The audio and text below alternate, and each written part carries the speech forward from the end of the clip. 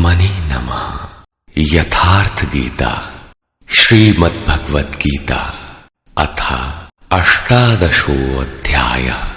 ये गीता का अंतिम अध्याय है, जिसके पूर्वार्ध में योगेश्वर श्री कृष्ण द्वारा प्रस्तुत अनेक प्रश्नों का समाधान है तथा उत्तरार्ध गीता का उपसंहार है कि गीता से लाभ क्या है। 17वें अध्याय में आहार, तप, यज्ञ, दान तथा श्रद्धा का विभाग सहित स्वरूप बताया गया। उसी संदर्भ में त्याग के प्रकार शेष है। अर्जुन ने स्वयं एक प्रश्न रखा कि अर्जुन बोला, हे महाबाहो, हे हृदय के सर्वस्व, हे केशनिषूदन, मैं सन्यास और त्याग के यथार्थ स्वरूप को पृथक पृथक जानना चाहता हूं। पूर्ण त्याग सन्यास है, जहां संकल्प और संस्कारों का भी समापन है, और इससे पहले साधना की पूर्ति के लिए उत्तरोत्तर आसक्ति का त्याग ही त्याग है। यहां दो प्रश्न हैं कि सन्यास के तत्व को जानना चाहता हूं और दूसरा है कि त्याग के तत्व को जानना चाहता हूं। इस पर योगेश्वर श्री कृष्ण ने कहा, अर्जुन, कितने ही पंडित जन काम्य कर्मों के त्याग को सन्यास कहते हैं और कितने ही विचार कुशल पुरुष संपूर्ण कर्म फलों के त्याग को त्याग कहते हैं। कई एक विद्वान ऐसा कहते हैं कि सभी कर्म दोष युक्त हैं, अतः त्याग देने योग्य हैं, और दूसरे विद्वान ऐसा कहते हैं कि यज्ञ, दान और तप त्यागने योग्य नहीं है। इस प्रकार अनेक मत प्रस्तुत करके योगेश्वर अपना भी निश्चित मत देते हैं। हे अर्जुन, उस त्याग के विषय में तू मेरे निश्चय को सुन। हे पुरुष श्रेष्ठ, वो त्याग 3 प्रकार का कहा गया है। यज्ञ, दान और तप, ये 3 प्रकार के कर्म त्यागने योग्य नहीं है। इन्हें तो करना ही चाहिए, क्योंकि यज्ञ, दान और तप तीनों ही पुरुषों को पवित्र करने वाले हैं। श्री कृष्ण ने 4 प्रचलित मतों का उल्लेख किया। पहला, काम्य कर्मों का त्याग। दूसरा, संपूर्ण कर्म फलों का त्याग। तीसरा, दोष युक्त होने के कारण सभी कर्मों का त्याग। और चौथा मत था, यज्ञ, दान और तप त्यागने योग्य नहीं है। उनमें से एक मत से अपनी सहमति प्रकट करते हुए कहा कि अर्जुन, मेरा भी यह निश्चित किया हुआ मत है कि यज्ञ, दान और तप रूप क्रिया त्यागने योग्य नहीं है। इससे सिद्ध है कि कृष्ण काल में भी कई मत प्रचलित थे, जिनमें एक यथार्थ था। उस काल में भी कई मत थे, आज भी है। महापुरुष जब दुनिया में आता है तो कई मतांतरों में से कल्याणकारी मत को निकालकर सामने खड़ा कर देता है। प्रत्येक महापुरुष ने यही किया है। श्री कृष्ण ने भी यही किया। उन्होंने कोई नया मार्ग नहीं बताया, बल्कि प्रचलित कई मतों के बीच सत्य को समर्थन देकर उसे स्पष्ट कर दिया। योगेश्वर श्री कृष्ण बल देकर कहते हैं, पार्थ, यज्ञ, दान और तप रूप कर्म आसक्ति और फल को त्याग कर अवश्य करना चाहिए। यह मेरा निश्चय किया हुआ उत्तम मत है। अब अर्जुन के प्रश्न के अनुसार वे त्याग का विश्लेषण करते हैं। हे अर्जुन, नियत कर्म। श्री कृष्ण के शब्दों में नियत कर्म एक ही है, यज्ञ की प्रक्रिया। इस नियत शब्द को 8-10 बार योगेश्वर ने कहा। इस पर बार बार बल दिया कि कहीं साधक भटक कर दूसरा न करने लगे। इस शास्त्र विधि से निर्धारित कर्म का त्याग करना उचित नहीं। मोह से उसका त्याग करना तामस त्याग कहा गया है। सांसारिक विषय वस्तुओं की आसक्ति में फंसकर कार्यम कर्म अर्थात नियत कर्म एक दूसरे के पूरक है। इनका त्याग तामसी है। ऐसा पुरुष अधः गच्छति, कीट पतंग पर्यंत अधम योनियों में जाता है, क्योंकि उसने भजन की प्रवृत्तियों का त्याग कर दिया। अब राजस त्याग के विषय में बताते हैं। कर्म को दुखमय समझकर शारीरिक क्लेश के भय से उसका त्याग करने वाला व्यक्ति राजस त्याग को करके भी त्याग के फल को प्राप्त नहीं होता। जिससे भजन पार न लगे और काय क्लेश भयात, इस भय से कर्म को त्याग दे कि शरीर को कष्ट होगा, उस मनुष्य का त्याग राजसी है। उसे त्याग का फल परम शांति नहीं प्राप्त होती। तथा हे अर्जुन, करना कर्तव्य है ऐसा समझकर जो नियतम शास्त्र विधि से निर्धारित किया हुआ कर्म संग दोष और फल को त्याग कर किया जाता है, वही सात्विक त्याग है। अतः नियत कर्म करें और इसके सिवाय जो कुछ है उसका त्याग कर दें। ये नियत कर्म भी क्या करते ही रहेंगे या कभी इसका भी त्याग होगा? इस पर कहते हैं, अब अंतिम त्याग का रूप देखें। हे अर्जुन, जो पुरुष अकुशलम कर्म अर्थात अकल्याणकारी कर्म से, शास्त्र नियत कर्म ही कल्याणकारी है, इसके विरोध में जो कुछ है इसी लोक का बंधन है, इसलिए अकल्याणकारी है। ऐसे कर्मों से द्वेष नहीं करता और अकल्याणकारी कर्म में आसक्त नहीं होता। जो करना था वो भी शेष नहीं है। ऐसा सत्व से संयुक्त पुरुष संशय रहित, ज्ञानवान और त्यागी है। उसने सब कुछ त्यागा है, लेकिन प्राप्ति के साथ वो पूर्ण त्याग ही सन्यास है। हो सकता है और कोई सरल रास्ता हो? इस पर कहते हैं, नहीं। देहधारी पुरुषों के द्वारा, अर्थात केवल शरीर ही नहीं जिसे आप देखते हैं, श्री कृष्ण के अनुसार प्रकृति से उत्पन्न सत रज तम तीनों गुण ही इस जीवात्मा को शरीरों में बांधते हैं। जब तक गुण जीवित हैं, तब तक वो जीवधारी है। किसी न किसी रूप में शरीर परिवर्तित होता रहेगा, देह के कारण जब तक जीवित है। देहधारी पुरुषों के द्वारा संपूर्णता से सब कर्मों का त्याग संभव नहीं है। इसलिए जो पुरुष कर्म के फल का त्यागी है वही त्यागी है, ऐसा कहा जाता है। अतः जब तक शरीर के कारण जीवित हैं, तब तक नियत कर्म करें और उनके फल का त्याग करें। बदले में किसी फल की कामना न करें। वैसे सकामी पुरुषों के कर्मों का फल भी होता है। सकामी पुरुषों के कर्मों का अच्छा, बुरा और मिला हुआ, ऐसा 3 प्रकार का फल मरने के पश्चात भी होता है। जन्म जन्मांतरों तक मिलता है, किंतु सन्यासी नाम सर्वस्व का न्यास अर्थात अंत करने वाले पूर्ण त्यागी पुरुषों के कर्मों का फल किसी भी काल में नहीं होता। यही शुद्ध सन्यास है। सन्यास चरमोत्कृष्ट अवस्था है। भले बुरे कर्मों का फल तथा पूर्ण न्यास काल में उनके अंत का प्रश्न पूरा हुआ। अब पुरुष के द्वारा शुभ अथवा अशुभ कर्म होने में क्या कारण है, इस पर देखें। हे महाबाहो, संपूर्ण कर्मों की सिद्धि के लिए 5 कारण सांख्य सिद्धांत में कहे गए हैं। उन्हें तू मुझसे भली प्रकार जान।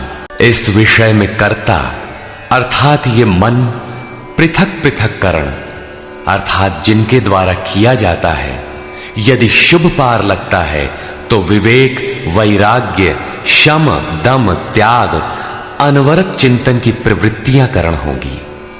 यदि अशुभ पार लगता है तो काम, क्रोध, राग, द्वेष, लिप्सा इत्यादि करण होंगे। इनके द्वारा प्रेरित होंगे नाना प्रकार की न्यारी न्यारी चेष्टाएं अर्थात अनंत इच्छाएं। आधार अर्थात साधन, जिस इच्छा के साथ साधन मिला वही इच्छा पूरी होने लगती है। और 5वां हेतु है दैव अथवा संस्कार। इसकी पुष्टि करते हैं, मनुष्य मन, वाणी अथवा शरीर से शास्त्र के अनुसार अथवा विपरीत जो कुछ कर्म आरंभ करता है, उनके ये 5 ही कारण हैं। परंतु ऐसा होने पर भी जो पुरुष अशुद्ध बुद्धि के कारण उस विषय में कैवल्य स्वरूप आत्मा को कर्ता देखता है, वो दुर्बुद्धि यथार्थ नहीं देखता, अर्थात भगवान नहीं करते। इस प्रश्न पर योगेश्वर श्री कृष्ण ने दूसरी बार बल दिया। अध्याय 5 में उन्होंने कहा था कि वो प्रभु न करता है, न कराता है, न क्रिया के संयोग को जोड़ता है। तो लोग कहते क्यों हैं? मोह से लोगों की बुद्धि आवृत है, इसलिए जो कुछ भी कह सकते हैं। यहां भी कहते हैं कर्म होने में 5 कारण हैं, उसके बावजूद भी जो कैवल्य स्वरूप परमात्मा को कर्ता देखता है, वो मूढ़ बुद्धि अर्थात दुर्बुद्धि यथार्थ नहीं देखता, अर्थात भगवान नहीं करते। जबकि अर्जुन के लिए वे ताल ठोक कर खड़े हो जाते हैं। निमित्त मात्रम भव, कि कर्ता धर्ता तो मैं हूं, तू निमित्त बनकर खड़ा भर रहे। अंततः वे महापुरुष कहना क्या चाहते हैं? वस्तुतः भगवान और प्रकृति के बीच एक आकर्षण रेखा है। जब तक साधक प्रकृति की सीमा में है, भगवान नहीं करते। बहुत समीप रहकर भी दृष्टा रूप में ही रहते हैं। अनन्य भाव से इष्ट को पकड़ने पर वे हृदय देश से संचालक बन जाते हैं। साधक प्रकृति की आकर्षण सीमा से निकलकर उनके क्षेत्र में आ जाता है। ऐसे अनुरागी के लिए वे ताल ठोक कर सदैव खड़े रहते हैं। केवल उसी के लिए भगवान करते हैं। अतः चिंतन करें। प्रश्न पूरा हुआ। आगे देखें। जिस पुरुष के अंतःकरण में मैं करता हूं ऐसा भाव नहीं है, तथा जिसकी बुद्धि लिपायमान नहीं होती, वो पुरुष इन सब लोगों को मारकर भी वास्तव में न तो मारता है और न बंधता है। लोक संबंधी संस्कारों का विलय ही लोक संहार है। अब उस नियत कर्म की प्रेरणा कैसे होती है, इस पर देखें। अर्जुन, परिज्ञाता अर्थात पूर्ण ज्ञाता महापुरुषों से ज्ञानम, उसको जानने की विधि से, और ज्ञेय, जानने योग्य वस्तु। श्री कृष्ण ने पीछे कहा मैं ही ज्ञेय, जानने योग्य पदार्थ हूं, से कर्म करने की प्रेरणा मिलती है। पहले तो पूर्ण ज्ञाता कोई महापुरुष हो, उनके द्वारा उस ज्ञान को जानने की विधि प्राप्त हो, लक्ष्य ज्ञेय पर दृष्टि हो, तभी कर्म की प्रेरणा मिलती है। और कर्ता अर्थात मन की लगन, करण अर्थात विवेक, वैराग्य, शम, दम इत्यादि तथा कर्म की जानकारी से कर्म का संग्रह होता है, कर्म इकट्ठा होने लगता है। पीछे कहा गया था कि प्राप्ति के पश्चात उस पुरुष का कर्म किए जाने से कोई प्रयोजन नहीं होता और न छोड़ने से हानि ही होती है। फिर भी लोक संग्रह अर्थात पीछे वालों के हृदय में कल्याणकारी साधनों के संग्रह के लिए वो कर्म में बरतता है। कर्ता, करण और कर्म के द्वारा इनका संग्रह होता है। ज्ञान, कर्म और कर्ता के भी 3 भेद हैं। ज्ञान, कर्म तथा कर्ता भी गुणों के भेद से सांख्य शास्त्र में 3 प्रकार के कहे गए हैं। उन्हें भी तू यथावत सुन। प्रस्तुत है पहले ज्ञान का भेद। अर्जुन, जिस ज्ञान से मनुष्य पृथक पृथक सब भूतों में एक अविनाशी परमात्म भाव को विभाग रहित एक रस देखता है, उस ज्ञान को तू सात्विक जान। ज्ञान प्रत्यक्ष अनुभूति है, जिसके साथ ही गुणों का अंत होना है। ये ज्ञान की परिपक्व अवस्था है। अब राजस ज्ञान देखें। जो ज्ञान संपूर्ण भूतों में भिन्न प्रकार के अनेक भावों को अलग अलग करके जानता है कि ये अच्छा है, ये बुरे हैं, उस ज्ञान को तू राजस जान। ऐसी स्थिति है तो राजसी स्तर पर तुम्हारा ज्ञान है। अब देखें तामस ज्ञान। जो ज्ञान एकमात्र शरीर में ही संपूर्णता के सदृश आसक्त है, युक्ति रहित अर्थात जिसके पीछे कोई क्रिया नहीं है, तत्व के अर्थ स्वरूप परमात्मा की जानकारी से अलग करने वाला और तुच्छ है, वो ज्ञान तामस कहा जाता है। अब प्रस्तुत है कर्म के 3 भेद। जो कर्म नियतम शास्त्र विधि से निर्धारित है, अन्य नहीं, संग दोष और फल को न चाहने वाले पुरुष द्वारा बिना राग द्वेष के किया जाता है, वो कर्म सात्विक कहा जाता है। नियत कर्म अर्थात आराधना चिंतन है, जो परम में प्रवेश दिलाता है। जो कर्म बहुत परिश्रम से युक्त है, फल को चाहने वाले और अहंकार युक्त पुरुष द्वारा किया जाता है, वो कर्म राजस कहा जाता है। ये पुरुष भी वही नियत कर्म करता है, किंतु अंतर मात्र इतना ही है कि फल की इच्छा और अहंकार से युक्त है, इसलिए उसके द्वारा होने वाले कर्म राजस है। अब देखें तामस। जो कर्म अंततः नष्ट होने वाला है, हिंसा सामर्थ्य को न विचार कर केवल मोहवश आरंभ किया जाता है, वो कर्म तामस कहा है। स्पष्ट है कि यह कर्म शास्त्र का नियत कर्म नहीं है, उसके स्थान पर भ्रांति है।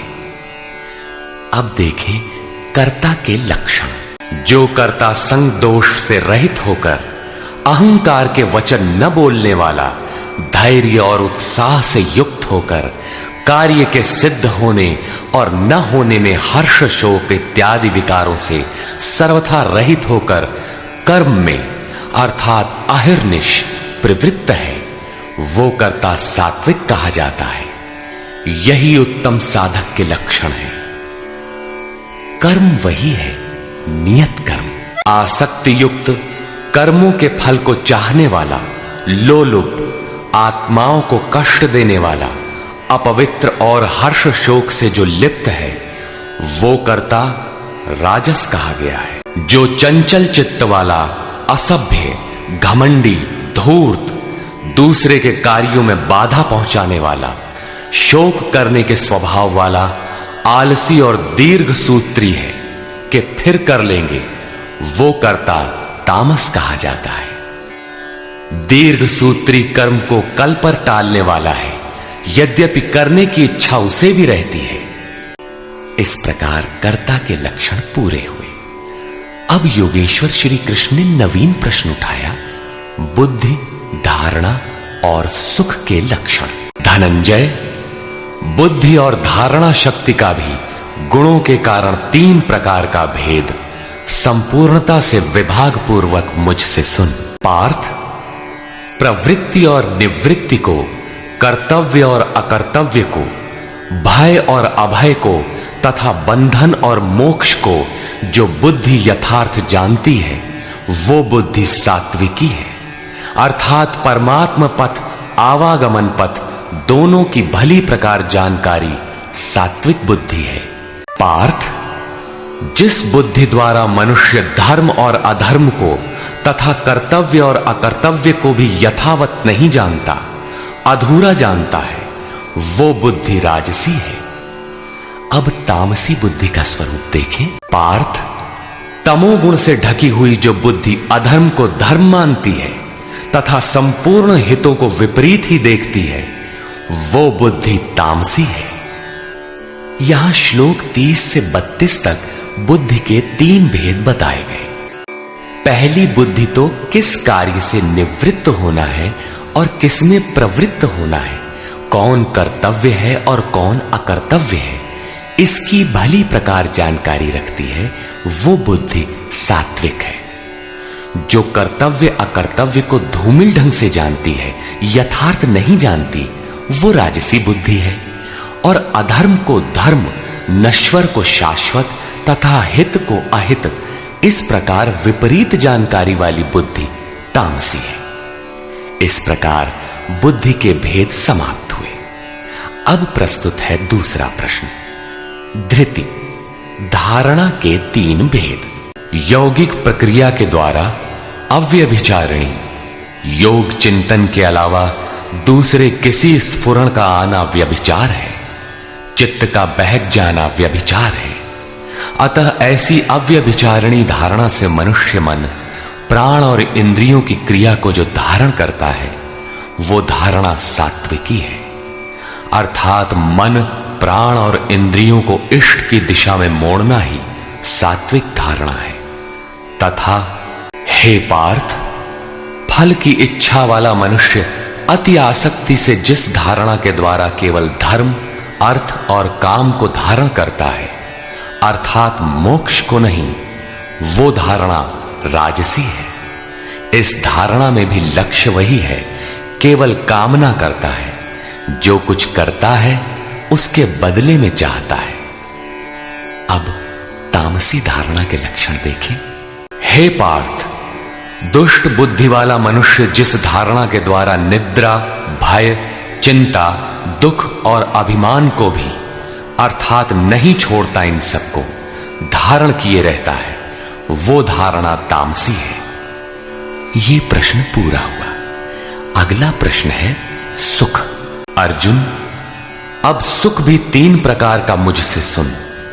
उनमें से जिस सुख में साधक अभ्यास से रमण करता है, अर्थात चित्त को समेटकर इष्ट में रमण करता है, और जो दुखों का अंत करने वाला है, तथा उपर्युक्त सुख साधन के आरंभ काल में ही यद्यपि विष के सदृश लगता है। प्रहलाद को सूली पर चढ़ाया गया, मीरा को विष मिला।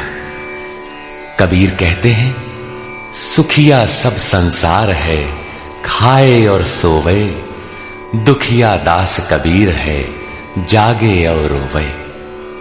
अतः आरंभ में विष जैसा भासता है, परंतु परिणाम में अमृत तुल्य है, अमृत तत्व को दिलाने वाला है।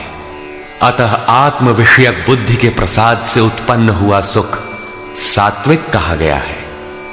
तथा जो सुख विषय और इंद्रियों के संयोग से होता है, वो यद्यपि भोग काल में अमृत के सदृश लगता है, किंतु परिणाम में विष के सदृश है, क्योंकि जन्म मृत्यु का कारण है। वो सुख राजस कहा गया है। तथा जो सुख भोग काल और परिणाम में भी आत्मा को मोह में डालने वाला है, निद्रा या निशा सर्वभूतानाम, जगत की निशा में अचेत रखने वाला है, आलस्य और व्यर्थ की चेष्टाओं से उत्पन्न वो सुख तामस कहा गया है। अब योगेश्वर श्री कृष्ण गुणों की पहुंच बताते हैं। अर्जुन, पृथ्वी में, स्वर्ग में अथवा देवताओं में ऐसा कोई भी प्राणी नहीं जो प्रकृति से उत्पन्न हुए तीनों गुणों से रहित हो, अर्थात ब्रह्मा से लेकर कीट पतंग यावन मात्र जगत क्षणभंगुर मरने जीने वाला है, तीनों गुणों के अंतर्गत है। अर्थात देवता भी तीनों गुणों का विकार है, नश्वर है। यहां वाय देवताओं को योगेश्वर ने चौथी बार लिया। अध्याय 7, 9, 17 तथा यहां 18वें अध्याय में इन सब का एक ही अर्थ है कि देवता तीनों गुणों के अंतर्गत है। जो इन्हें भजता है, नश्वर की पूजा करता है। भागवत में भी श्री ऋषभ देव जी के 9 योगीश्वर पुत्रों का प्रसिद्ध आख्यान है, जिसमें उपदेश देते हुए कहते हैं कि स्त्री पुरुष में प्रेम के लिए शंकर पार्वती की, आरोग्य के लिए अश्विनी कुमारों की, विजय के लिए इंद्र की तथा धन के लिए कुबेर की पूजा करें। इसी तरह विविध कामनाएं बताकर अंत में निर्णय देते हैं कि संपूर्ण कामनाओं की पूर्ति और मोक्ष के लिए तो एकमात्र नारायण की ही पूजा करनी चाहिए। तुलसी मूलहि सींचिए, फूलई फलई अघाई। अस्तु सर्वव्यापक प्रभु का स्मरण करें, जिसकी पूर्ति के लिए सद्गुरु की शरण, निष्कपट भाव से प्रश्न और सेवा एकमात्र उपाय है। आसुरी और दैवी संपद अंतःकरण की 2 वृत्तियां हैं, जिसमें दैवी संपद परम देव परमात्मा का दिग्दर्शन कराती है, इसलिए दैवी कही जाती है। किंतु ये भी तीनों गुणों के ही अंतर्गत है। गुण शांत होने के पश्चात इनकी भी शांति हो जाती है। तत्पश्चात उस आत्म तृप्त योगी के लिए कोई भी कर्तव्य शेष नहीं रह जाता। अब प्रस्तुत है पीछे से आरंभ हुआ प्रश्न, वर्ण व्यवस्था। वर्ण जन्म प्रधान है अथवा कर्मों से पाई जाने वाली अंतःकरण की योग्यता का नाम है, इस पर देखें। हे परंतप, ब्राह्मण, क्षत्रिय, वैश्य और शूद्रों के कर्म स्वभाव से उत्पन्न गुणों द्वारा विभक्त किए गए हैं। स्वभाव में सात्विक गुण होगा तो आप में निर्मलता होगी, ध्यान समाधि की क्षमता होगी।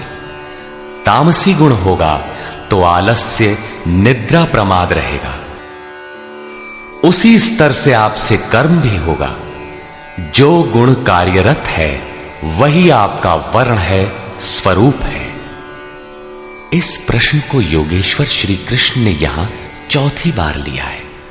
अध्याय 2 में इन 4 वर्णों में से एक क्षत्रिय का नाम लिया कि क्षत्रिय के लिए युद्ध से श्रेयतर कोई मार्ग नहीं है। तीसरे अध्याय में उन्होंने कहा कि दुर्बल गुण वाले के लिए भी उसके स्वभाव से उत्पन्न योग्यता के अनुसार धर्म में प्रवृत्त होना, उसमें मर जाना भी परम कल्याणकारक है। दूसरों की नकल करना भयावह है। अध्याय 4 में बताया कि 4 वर्णों की सृष्टि मैंने की। तो क्या मनुष्यों को 4 जातियों में बांटा? कहते हैं नहीं, गुण कर्म विभागशः, गुणों के योग्यता से कर्म को 4 सोपानों में बांटा। यहां गुण एक पैमाना है, उसके द्वारा माप कर कर्म करने की क्षमता को 4 भागों में बांटा। श्री कृष्ण के शब्दों में कर्म एकमात्र अव्यक्त पुरुष के प्राप्ति की क्रिया है। ईश्वर प्राप्ति का आचरण आराधना है, जिसकी शुरुआत मात्र एक इष्ट में श्रद्धा से है। चिंतन की विधि विशेष है, जिसे पीछे बताए हैं। इस यज्ञार्थ कर्म को ही 4 भागों में बांटा। अब कैसे समझें कि हम में कौन से गुण हैं और किस श्रेणी के हैं? इस पर यहां कहते हैं, मन का शमन, इंद्रियों का दमन, पूर्ण पवित्रता, मन, वाणी और शरीर को इष्ट के अनुरूप तपाना, क्षमा भाव, मन, इंद्रियों और शरीर की सर्वथा सरलता, आस्तिक बुद्धि अर्थात एक इष्ट में सच्ची आस्था, ज्ञान अर्थात परमात्मा की जानकारी का संचार, विज्ञान अर्थात परमात्मा से मिलने वाले निर्देशों की जागृति एवं उसके अनुसार चलने की क्षमता, ये सब स्वभाव से उत्पन्न हुए ब्राह्मण के कर्म हैं। अर्थात जब स्वभाव में ये योग्यताएं पाई जाएं, कर्म धारावाही होकर स्वभाव में ढल जाए, तो वो ब्राह्मण श्रेणी का करता है। तथा शूरवीरता, ईश्वरीय तेज का मिलना, धैर्य, चिंतन में दक्षता अर्थात कर्मसु कौशलम, कर्म करने में दक्षता, प्रकृति के संघर्ष से न भागने का स्वभाव, दान अर्थात सर्वस्व का समर्पण, सब भावों पर स्वामी भाव अर्थात ईश्वर भाव, ये सब क्षत्रिय के स्वभावजम, स्वभाव से उत्पन्न हुए कर्म है। स्वभाव में ये योग्यताएं पाई जाती हैं तो वो कर्ता क्षत्रिय है। अब प्रस्तुत है वैश्य तथा शूद्र का स्वरूप। कृषि, गोरक्षा और व्यवसाय वैश्य के स्वभावजन्य कर्म है।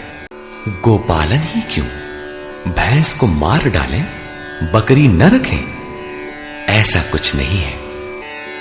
सुदूर वैदिक वाडहमय में गो शब्द अंतःकरण एवं इंद्रियों के लिए प्रचलित था। गोरक्षा का अर्थ है इंद्रियों की रक्षा। विवेक, वैराग्य, शम, दम के द्वारा इंद्रियां सुरक्षित होती हैं। काम, क्रोध, लोभ, मोह के द्वारा ये विभक्त हो जाती हैं, क्षीण हो जाती हैं। आत्मिक संपत्ति ही स्थिर संपत्ति है। ये अपना निज धन है, जो एक बार साथ हो जाने पर सदैव साथ देती है। प्रकृति के द्वंद्वों में से उनका शनैः शनैः संग्रह करना व्यवसाय है। विद्याधनम सर्वधन प्रधानम, इसे अर्जित करना वाणिज्य है। खेती, शरीर ही एक क्षेत्र है। इसके अंतराल में बोया हुआ बीज संस्कार रूप में भला बुरा जमता है।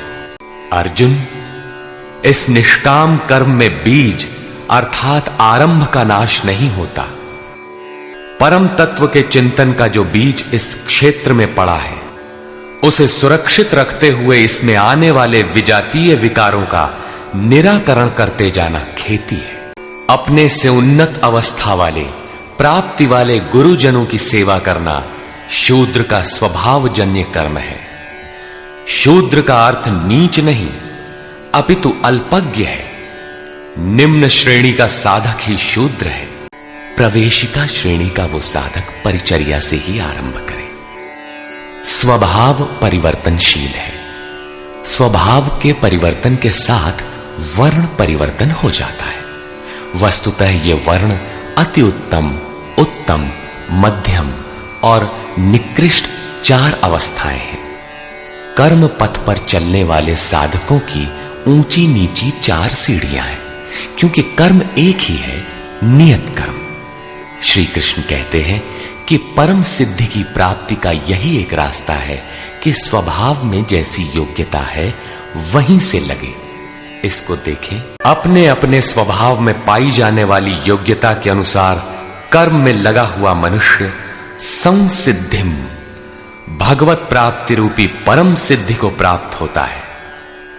पहले भी कहे आए हैं, इस कर्म को करके तू परम सिद्धि को प्राप्त होगा। कौन सा कर्म करके? अर्जुन, तू शास्त्र विधि से निर्धारित कर्म, यज्ञार्थ कर्म कर। अब स्वकर्म करने की क्षमता के अनुसार कर्म में लगा हुआ मनुष्य परम सिद्धि को किस प्रकार प्राप्त होता है, वो विधि तुम मुझसे सुन। ध्यान दे।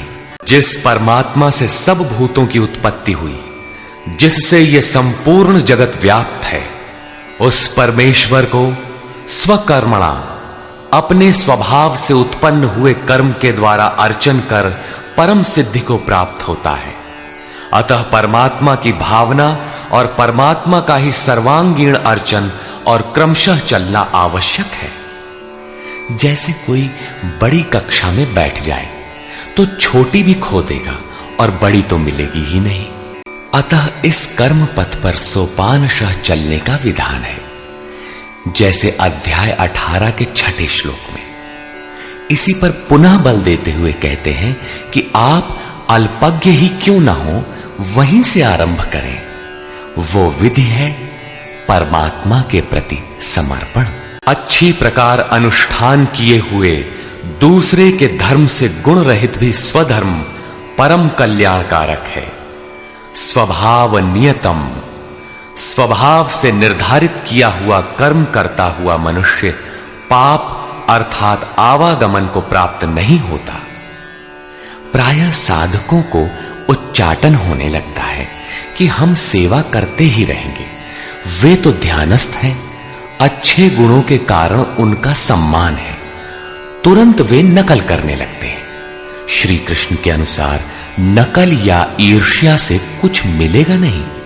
अपने स्वभाव से कर्म करने की क्षमता के अनुसार कर्म करके ही कोई परम सिद्धि पाता है, छोड़कर नहीं। कौन्तेय, दोष युक्त अल्पज्ञ अवस्था वाला है तो सिद्ध है कि अभी दोषों का बाहुल्य है। ऐसा दोष युक्त भी सहजम कर्म, स्वभाव से उत्पन्न सहज कर्म को नहीं त्यागना चाहिए, क्योंकि धुएं से अग्नि के सदृश सभी कर्म किसी न किसी दोष से आवृत्त हैं। ब्राह्मण श्रेणी ही सही, कर्म तो करना पड़ रहा है। स्थिति नहीं मिली तब तक दोष विद्यमान है, प्रकृति का आवरण विद्यमान है। दोषों का अंत वहां होगा जहां ब्राह्मण श्रेणी का कर्म भी ब्रह्म में प्रवेश के साथ विलय हो जाता है। उस प्राप्ति वाले का लक्षण क्या है जहां कर्मों से प्रयोजन नहीं रह जाता? सर्वत्र आसक्ति से रहित बुद्धि वाला, स्पृहा से सर्वथा रहित, जीते हुए अंतःकरण वाला पुरुष सन्यासी नाम, सर्वस्व के न्यास की अवस्था में परम नैष्कर्म्य की सिद्धि को प्राप्त होता है। यहां सन्यास और परम नैष्कर्म्य सिद्धि पर्याय है। यहां सांख्य योगी वहीं पहुंचता है जहां की निष्काम कर्म योगी। ये उपलब्धि दोनों मार्गियों के लिए समान है। अब परम नैष्कर्म्य सिद्धि को प्राप्त हुआ पुरुष जैसे ब्रह्म को प्राप्त होता है, उसका संक्षेप में चित्रण करते हैं।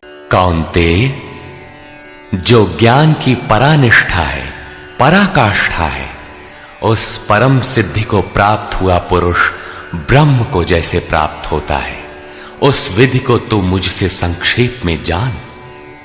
अगले श्लोक में वही विधि बता रहे हैं, ध्यान दें। अर्जुन, विशेष रूप से शुद्ध बुद्धि से युक्त एकांत और शुभ देश का सेवन करने वाला, साधना में जितना सहायक हो उतना ही आहार करने वाला, जीते हुए मन, वाणी और शरीर वाला, दृढ़ वैराग्य को भली प्रकार प्राप्त हुआ पुरुष, निरंतर ध्यान योग के परायण और ऐसी धारणा से युक्त अर्थात इसी सब को धारण करने वाला तथा अंतःकरण को वश में करके शब्दादिक विषयों को त्याग कर राग द्वेष को नष्ट करके तथा अहंकार, बल, घमंड, काम, क्रोध, बाह्य वस्तुओं और आंतरिक चिंतनों का त्याग कर ममता रहित शांत अंतःकरण हुआ पुरुष पर ब्रह्म के साथ एक ही भाव होने के लिए योग्य होता है। आगे देखें। ब्रह्म के साथ एक ही भाव होने की योग्यता वाला वो प्रसन्न चित्त पुरुष न तो किसी वस्तु के लिए शोक करता है और न किसी की आकांक्षा ही करता है। सब भूतों में समभाव हुआ वो भक्ति की पराकाष्ठा पर है। भक्ति अपना परिणाम देने की स्थिति में है जहां ब्रह्म में प्रवेश मिलता है। अब उस पराभक्ति के द्वारा वो मुझे तत्व से भली प्रकार जानता है। वो तत्व है क्या? मैं जो और जिस प्रभाव वाला हूं, अजर अमर शाश्वत जिन अलौकिक गुणधर्मों वाला हूं, उसे जानता है और मुझे तत्व से जानकर तत्काल ही मुझ में प्रवेश कर जाता है। प्राप्ति काल में तो भगवान दिखाई पड़ते हैं और प्राप्ति के ठीक बाद तत्क्षण वो अपने ही आत्म स्वरूप को उन ईश्वरीय गुण धर्मों से युक्त पाता है कि आत्मा ही अजर अमर शाश्वत अव्यक्त और सनातन है। अहंकार, बल, दर्प, काम, क्रोध, मद, मोह इत्यादि प्रकृति में गिराने वाले विकार जब सर्वथा शांत हो जाते हैं और विवेक, वैराग्य, शम, दम, एकांत सेवन, ध्यान इत्यादि ब्रह्म में प्रवेश दिलाने वाली योग्यताएं जब पूर्णतया परिपक्व हो जाती हैं, उस समय वो ब्रह्म को जानने योग्य होता है। उस योग्यता का नाम ही पराभक्ति है। इसी योग्यता द्वारा वो तत्व को जानता है। तत्व है क्या? मुझे जानता है। भगवान जो है, जिन विभूतियों से युक्त है, उसे जानता है और मुझे जानकर तत्क्षण मुझ में ही स्थित हो जाता है। अर्थात ब्रह्म, तत्व, ईश्वर, परमात्मा और आत्मा एक दूसरे के पर्याय हैं। एक की जानकारी के साथ ही इन सब की जानकारी हो जाती है। यही परम सिद्धि, परम गति, परम धाम भी है। अतः गीता का दृढ़ निश्चय है कि सन्यास और निष्काम कर्म योग दोनों ही परिस्थितियों में परम नैष्कर्म्य सिद्धि को पाने के लिए नियत कर्म अर्थात चिंतन अनिवार्य है। अब तक तो सन्यासी के लिए भजन चिंतन पर बल दिया और अब समर्पण कहकर उसी वार्ता को निष्काम कर्मयोगी के लिए भी कहते हैं। मुझ पर विशेष रूप से आश्रित हुआ पुरुष संपूर्ण कर्मों को सदा करता हुआ, लेश मात्र भी त्रुटि न रख कर करता हुआ, मेरे कृपा प्रसाद से शाश्वत अविनाशी परम पद को प्राप्त होता है। कर्म वही है, नियत कर्म, यज्ञ की प्रक्रिया। पूर्ण योगेश्वर सद्गुरु के आश्रित साधक उनके कृपा प्रसाद से शीघ्र पा जाता है। अतः उसे पाने के लिए समर्पण आवश्यक है। अतः अर्जुन, संपूर्ण कर्मों को अर्थात जितना कुछ तुझसे बन पड़ता है मन से मुझे अर्पित करके अपने भरोसे नहीं बल्कि मुझे समर्पण करके मेरे परायण हुआ बुद्धि योग अर्थात योग की बुद्धि का अवलंबन करके निरंतर मुझ में चित्त को लगा। योग एक ही है जो सर्वथा दुखों का अंत करने वाला और परम तत्व परमात्मा में प्रवेश दिलाने वाला है। उसकी क्रिया भी एक ही है। यज्ञ की प्रक्रिया जो मन तथा इंद्रियों के संयम, श्वास प्रश्वास तथा ध्यान इत्यादि पर निर्भर है, जिसका परिणाम भी एक ही है, यान्ति ब्रह्म सनातनम। इसी पर आगे कहते हैं, इस प्रकार मुझ में निरंतर चित्त को लगाने वाला होकर तू मेरी कृपा से मन और इंद्रियों के संपूर्ण दुर्गों को अनायास ही तर जाएगा। इंद्रिन द्वार झरोखा नाना, तह तह सुर बैठे करी थाना। आवत देखहि विषय वयारी, ते हठि देहि कपाट उघारी। ये ही दुर्जय दुर्ग है।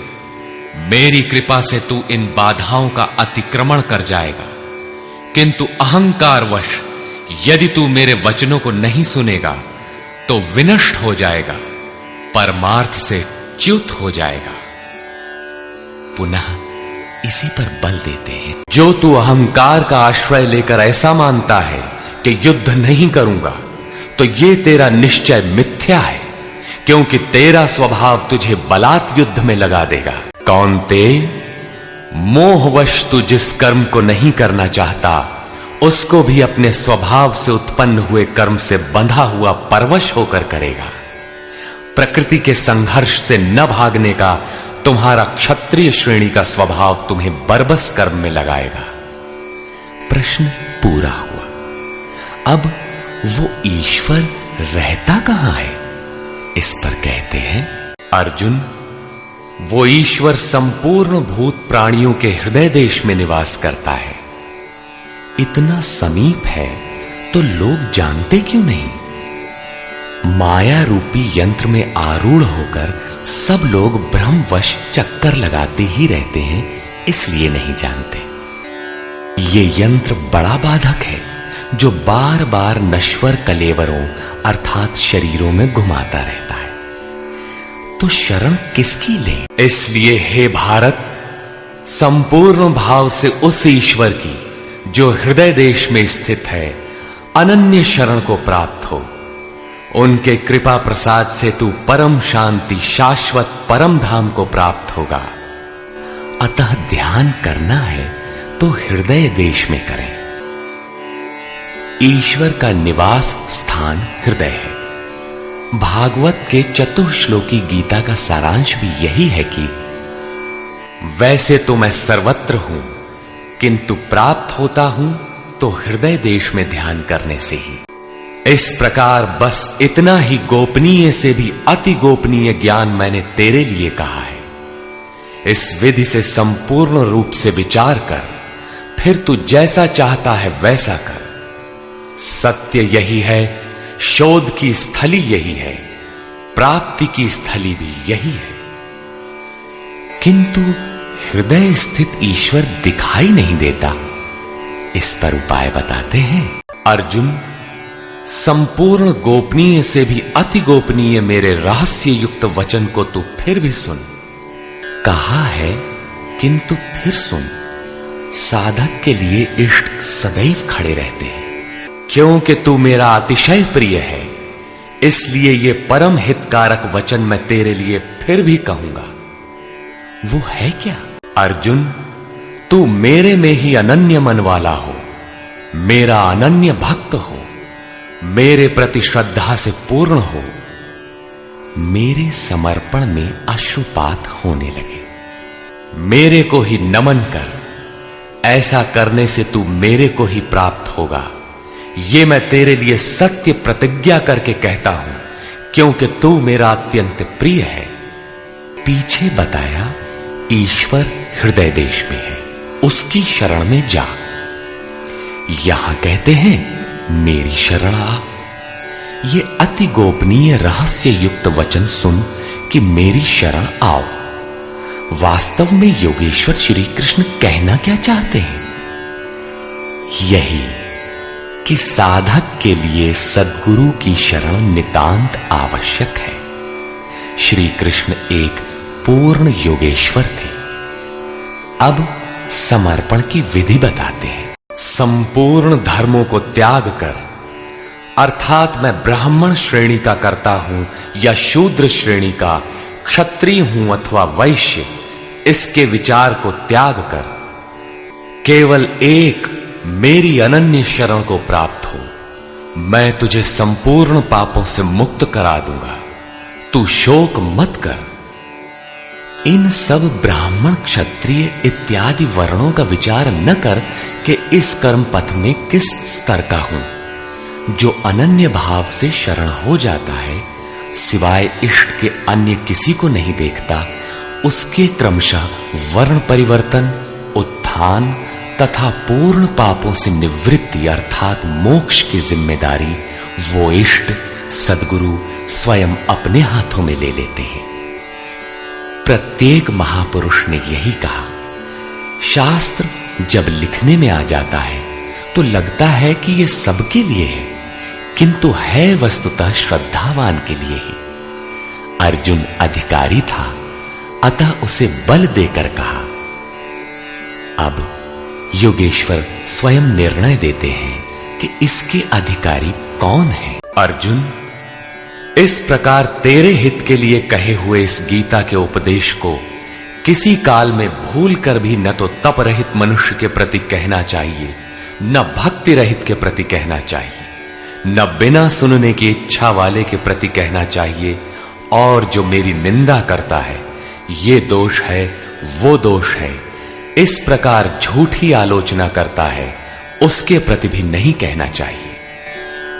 महापुरुष ही तो थे जिनके समक्ष स्तुतिकर्ताओं के साथ साथ कतिपय निंदक भी रहे होंगे। इनसे तो नहीं कहना चाहिए, किंतु प्रश्न स्वाभाविक है कि कहा किससे जाए। इस पर देखें, जो मनुष्य मुझ में परम प्रेम करके इस परम रहस्य युक्त गीता के उपदेश को मेरे भक्तों में कहेगा, वो निसंदेह मुझे ही प्राप्त होगा। अर्थात वो भक्त मुझे ही प्राप्त होगा जो सुन लेगा, क्योंकि उपदेश को भली प्रकार सुनकर हृदयंगम कर लेगा तो उस पर चलेगा तथा पार पा जाएगा। अब उस उपदेशकर्ता के लिए कहते हैं, न तो उससे बढ़कर मेरा अतिशय प्रिय कार्य करने वाला मनुष्यों में कोई है, और न उससे बढ़कर मेरा अत्यंत प्यारा पृथ्वी में दूसरा कोई होगा। किससे? जो मेरे भक्तों में मेरा उपदेश करेगा, उनको उधर उस पथ पर चलाएगा, क्योंकि कल्याण का यही एक स्रोत है, राजमार्ग है। अब देखें अध्ययन। जो पुरुष इस धर्ममय हम दोनों के संवाद को अध्येष्यते भली प्रकार मनन करेगा, उसके द्वारा मैं ज्ञान यज्ञ से पूजित होऊंगा। अर्थात ऐसा यज्ञ जिसका परिणाम ज्ञान है, जिसका स्वरूप पीछे बताया गया है, जिसका तात्पर्य है साक्षात्कार के साथ मिलने वाली जानकारी। ऐसा मेरा निश्चित मत है। जो पुरुष श्रद्धा से युक्त और ईर्ष्या रहित होकर केवल सुनेगा, वो भी पापों से मुक्त हुआ उत्तम कर्म करने वालों के श्रेष्ठ लोकों को प्राप्त होगा। अर्थात करते हुए भी पार न लगे तो सुना भर करें। उत्तम लोक तब भी हैं, क्योंकि वो चित्त में उन उपदेशों को ग्रहण तो करता है। यहां 67 से 71 तक 5 श्लोकों में भगवान श्री कृष्ण ने यह बताया कि गीता का उपदेश अनाधिकारियों को नहीं कहना चाहिए, किंतु जो श्रद्धावान हैं उनसे अवश्य कहना चाहिए। जो सुनेगा वो भक्त मुझे प्राप्त होगा, क्योंकि अति गोपनीय कथा को सुनकर पुरुष चलने लगता है। जो भक्तों में कहेगा, उससे अधिक प्रिय कहने वाला मेरा कोई नहीं है। जो अध्ययन करेगा, उसके द्वारा मैं ज्ञान यज्ञ से पूजित होऊंगा। यज्ञ का परिणाम ही ज्ञान है। जो गीता के अनुसार कर्म करने में असमर्थ है किंतु श्रद्धा से मात्र सुनेगा, वो भी पुण्य लोकों को प्राप्त होगा। इस प्रकार भगवान श्री कृष्ण ने इसके कहने, सुनने तथा अध्ययन का फल बताया। प्रश्न पूरा हुआ। अब अंत में वे अर्जुन से पूछते हैं कि कुछ समझ में आया? हे पार्थ, क्या मेरा ये वचन तूने एकाग्रचित्त होकर सुना? क्या तेरा अज्ञान से उत्पन्न मोह नष्ट हुआ?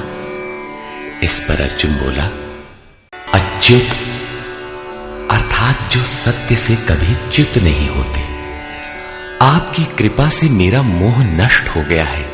मुझे स्मृति प्राप्त हुई है। मुझे याद है, अब मैं संशय रहित हुआ स्थित हूं और आपकी आज्ञा का पालन करूंगा। अर्जुन का समाधान हो गया। साथ ही योगेश्वर श्री कृष्ण के श्रीमुख से निःसृत वाणी का उपसंहार हुआ।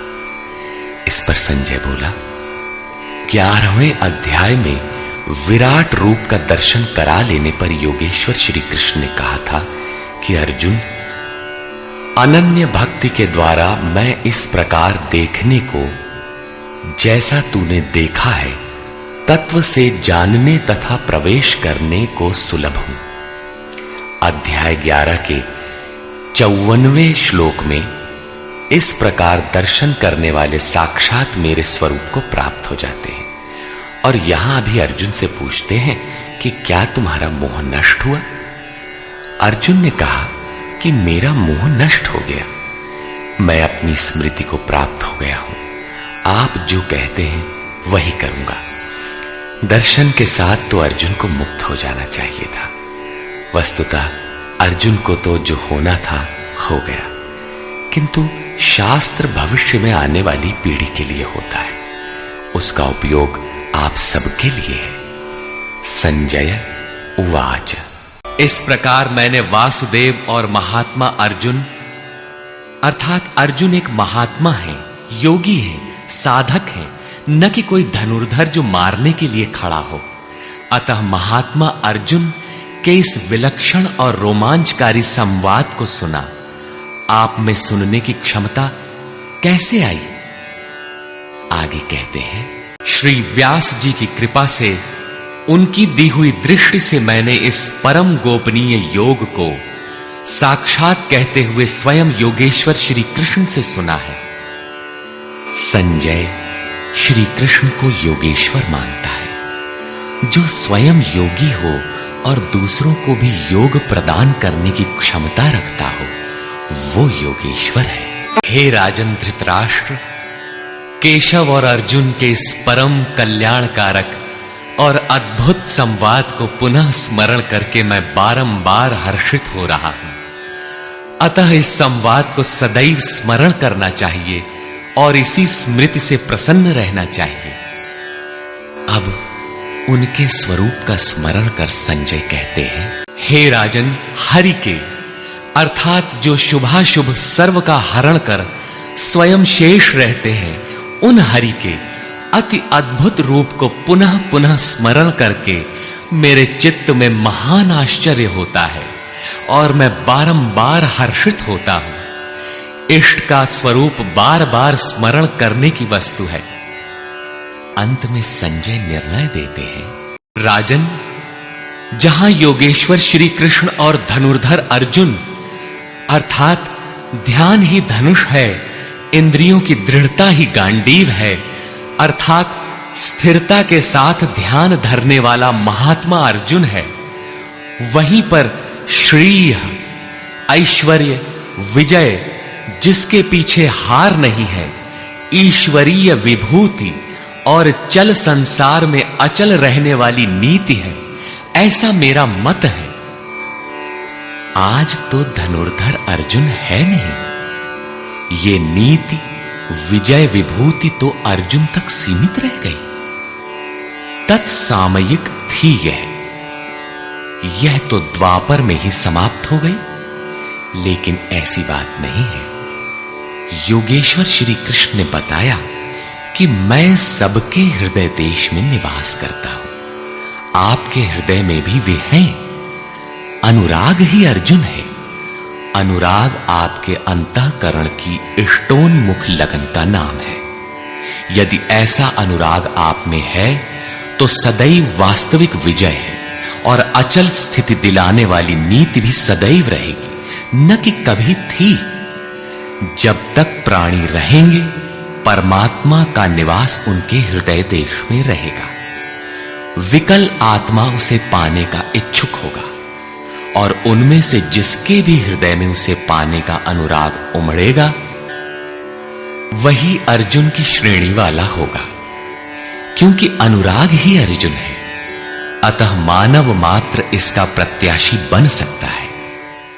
निष्कर्ष, यह गीता का समापन अध्याय है। आरंभ में ही अर्जुन का प्रश्न है, प्रभु, मैं त्याग और सन्यास के भेद और स्वरूप को जानना चाहता हूं। योगेश्वर श्री कृष्ण ने इस पर प्रचलित 4 मतों की चर्चा की। इनमें एक सही भी था। इससे मिलता जुलता ही निर्णय योगेश्वर श्री कृष्ण ने दिया कि यज्ञ, दान और तप किसी काल में त्यागने योग्य नहीं है। ये मनीषियों को भी पवित्र करने वाले हैं। इन तीनों को रखते हुए इनके विरोधी विकारों का त्याग करना ही वास्तविक त्याग है। यह सात्विक त्याग है। फल की इच्छा के साथ त्याग राजस है। मोहवश नियत कर्म का ही त्याग करना तामस त्याग है। और सन्यास त्याग की ही चरमोत्कृष्ट अवस्था है। नियत कर्म और ध्यान जनित सुख सात्विक है। इंद्रियों और विषयों का भोग राजस है और तृप्तिदायक अन्न की उत्पत्ति से रहित दुखद सुख तामस है। मनुष्य मात्र के द्वारा शास्त्र के अनुकूल अथवा प्रतिकूल कार्य होने में 5 कारण हैं।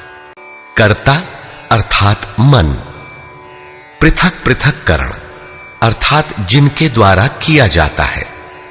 शुभ पार लगता है तो विवेक, वैराग्य, शम, दम करण है। अशुभ पार लगता है तो काम, क्रोध, राग, द्वेष इत्यादि करण होंगे। नाना प्रकार की इच्छाएं अर्थात इच्छाएं अनंत हैं, सब पूर्ण नहीं हो सकती। केवल वह इच्छा पूर्ण होती है जिसके साथ आधार मिल जाता है। चौथा कारण है आधार अर्थात साधन। और 5वां हेतु है दैव अर्थात प्रारब्ध या संस्कार। प्रत्येक कार्य के होने में यही 5 कारण हैं। फिर भी जो कैवल्य स्वरूप परमात्मा को कर्ता मानता है, वह मूढ़ बुद्धि यथार्थ नहीं जानता। अर्थात भगवान नहीं करते, जबकि पीछे कह आए हैं कि अर्जुन तू निमित्त मात्र होकर खड़ा भर रहे, कर्ता धर्ता तो मैं हूं। अंततः उन महापुरुष का आशय क्या है?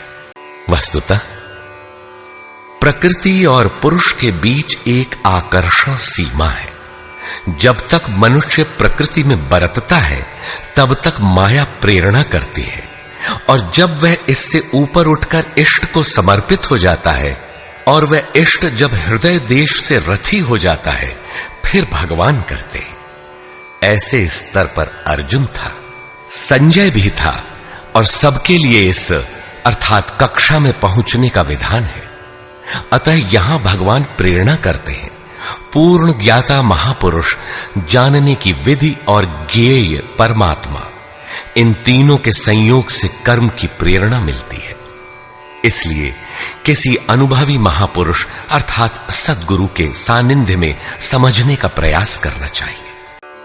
वर्ण व्यवस्था के प्रश्न को चौथी बार लेते हुए योगेश्वर श्री कृष्ण ने बताया कि इंद्रियों का दमन, मन का शमन, एकाग्रता, शरीर, वाणी और मन को इष्ट के अनुरूप तपाना, ईश्वरीय जानकारी का संचार, ईश्वरीय निर्देशन पर चलने की क्षमता इत्यादि ब्रह्म में प्रवेश दिलाने वाली योग्यताएं ब्राह्मण श्रेणी के कर्म है। शौर्य, पीछे न हटने का स्वभाव, सब भावों पर स्वामी भाव, कर्म में प्रवृत्त होने की दक्षता क्षत्रिय श्रेणी का कर्म है।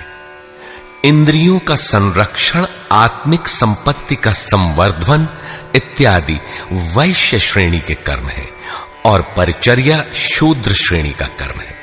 शूद्र का अर्थ है अल्पज्ञ। अल्पज्ञ साधक जो नियत कर्म चिंतन में 2 घंटे बैठकर 10 मिनट भी अपने पक्ष में नहीं पाता। शरीर अवश्य बैठा है, लेकिन जिस मन को टिकना चाहिए वह तो हवा से बातें कर रहा है। ऐसे साधक का कल्याण कैसे हो? उसे अपने से उन्नत अवस्था वालों की अथवा सद्गुरु की सेवा करनी चाहिए। शनैः शनैः उसमें भी संस्कारों का सृजन होगा, वह गति पकड़ लेगा। अतः इस अल्पज्ञ का कर्म सेवा से ही प्रारंभ होगा। कर्म एक ही है, नियत कर्म, चिंतन। उसके कर्ता की 4 श्रेणियां अति उत्तम, उत्तम, मध्यम और निकृष्ट ही ब्राह्मण, क्षत्रिय, वैश्य और शूद्र हैं। मनुष्य को नहीं बल्कि गुणों के माध्यम से कर्म को 4 भागों में बांटा गया। गीतोक्त वर्ण इतने में ही है। तत्व को स्पष्ट करते हुए उन्होंने कहा कि अर्जुन, उस परम सिद्धि की विधि बताऊंगा जो ज्ञान की परानिष्ठा है। विवेक, वैराग्य, शम, दम, धारावाही चिंतन और ध्यान की प्रवृत्ति इत्यादि ब्रह्म में प्रवेश दिला देने वाली सारी योग्यताएं जब परिपक्व हो जाती हैं और काम, क्रोध, मोह, राग, द्वेषादि प्रकृति में घसीट कर रखने वाली प्रवृत्तियां जब पूर्णतः शांत हो जाती हैं, उस समय वह व्यक्ति ब्रह्म को जानने योग्य होता है। उसी योग्यता का नाम पराभक्ति है। पराभक्ति के द्वारा ही वह तत्व को जानता है। तत्व है क्या? तो बताया, मैं जो हूं, जिन विभूतियों से युक्त हूं, उसको जानता है। अर्थात परमात्मा जो है अव्यक्त, शाश्वत, अपरिवर्तनशील, जिन अलौकिक गुण धर्मों वाला है, उसे जानता है और जानकर वह तत्क्षण मुझ में स्थित हो जाता है। अतः तत्व है परम तत्व, न कि 5 या 25 तत्व। प्राप्ति के साथ आत्मा उसी स्वरूप में स्थित हो जाता है, उन्हीं गुण धर्मों से युक्त हो जाता है। ईश्वर का निवास बताते हुए योगेश्वर श्री कृष्ण ने कहा, अर्जुन, वह ईश्वर संपूर्ण भूतों के हृदय देश में निवास करता है, किंतु माया रूपी यंत्र में आरूढ़ होकर लोग भटक रहे हैं, इसलिए नहीं जानते। अतः अर्जुन, तू हृदय में स्थित उस ईश्वर की शरण जा। इससे भी गोपनीय एक रहस्य और है कि संपूर्ण धर्मों की चिंता छोड़कर तू मेरी शरण में आ, तू मुझे प्राप्त होगा। यह रहस्य अनाधिकारी से नहीं कहना चाहिए, जो भक्त नहीं है उससे नहीं कहना चाहिए, लेकिन जो भक्त है उससे अवश्य कहना चाहिए। उससे दुराव रखें तो उसका कल्याण कैसे होगा? अंत में योगेश्वर श्री कृष्ण ने पूछा, अर्जुन, मैंने जो कुछ कहा उसे तूने भली प्रकार सुना, समझा, तुम्हारा मोह नष्ट हुआ कि नहीं? अर्जुन ने कहा, भगवान, मेरा मोह नष्ट हो गया है। मैं अपनी स्मृति को प्राप्त हो गया हूं। आप जो कुछ कहते हैं वही सत्य है और अब मैं वही करूंगा। संजय, जिसने इन दोनों के संवाद को भली प्रकार सुना है, अपना निर्णय देता है कि श्री कृष्ण महायोगेश्वर और अर्जुन एक महात्मा है। उनका संवाद बारंबार स्मरण कर वह हर्षित हो रहा है, अतः इसका स्मरण करते रहना चाहिए। उन हरि के रूप को याद करके भी वह बारंबार हर्षित होता है, अतः बारंबार स्वरूप का स्मरण करते रहना चाहिए। ध्यान करते रहना चाहिए। जहां योगेश्वर श्री कृष्ण हैं और जहां महात्मा अर्जुन हैं, वहीं श्री है। विजय, विभूति और ध्रुव नीति भी वही है। सृष्टि की नीतियां आज हैं तो कल बदलेंगी। ध्रुव तो एकमात्र परमात्मा है, उसमें प्रवेश दिलाने वाली नीति ध्रुव नीति भी वही है। यदि श्री कृष्ण और अर्जुन को द्वापर कालीन व्यक्ति विशेष मान लिया जाए, तब तो आज न अर्जुन है और न श्री कृष्ण। आपको न विजय मिलनी चाहिए और न विभूति, तब तो गीता आपके लिए व्यर्थ है। लेकिन नहीं, श्री कृष्ण एक योगी थे। अनुराग से पूरित हृदय वाला महात्मा ही अर्जुन है। ये सदैव रहते हैं और रहेंगे। श्री कृष्ण ने अपना परिचय देते हुए कहा कि मैं हूं तो अव्यक्त, लेकिन जिस भाव को प्राप्त हूं वह ईश्वर सबके हृदय देश में निवास करता है। वह सदैव है और रहेगा। सबको उसकी शरण जाना है। शरण जाने वाला ही महात्मा है, अनुरागी है, और अनुराग ही अर्जुन है। इसके लिए किसी स्थित प्रज्ञ महापुरुष की शरण जाना नितांत आवश्यक है, क्योंकि वही इसके प्रेरक हैं। इस अध्याय में सन्यास का स्वरूप स्पष्ट किया गया कि सर्वस्व का न्यास ही सन्यास है। केवल बाना धारण कर लेना सन्यास नहीं है, बल्कि इसके साथ एकांत का सेवन करते हुए नियत कर्म में अपनी शक्ति समझकर अथवा समर्पण के साथ सतत प्रयत्न अपरिहार्य है। प्राप्ति के साथ संपूर्ण कर्मों का त्याग ही सन्यास है, जो मोक्ष का पर्याय है। यही सन्यास की पराकाष्ठा है। अतः ओम तत्सदिति श्रीमद् भगवद गीता सूपनिषत्सु ब्रह्म विद्यायाम योग शास्त्रे श्री कृष्णार्जुन संवादे सन्यास योगो नाम। इस प्रकार स्वामी अड़गड़ानंद कृत श्रीमद् भगवद गीता के भाष्य यथार्थ गीता का 18वां अध्याय पूर्ण होता है। हरि ओम तत्सत।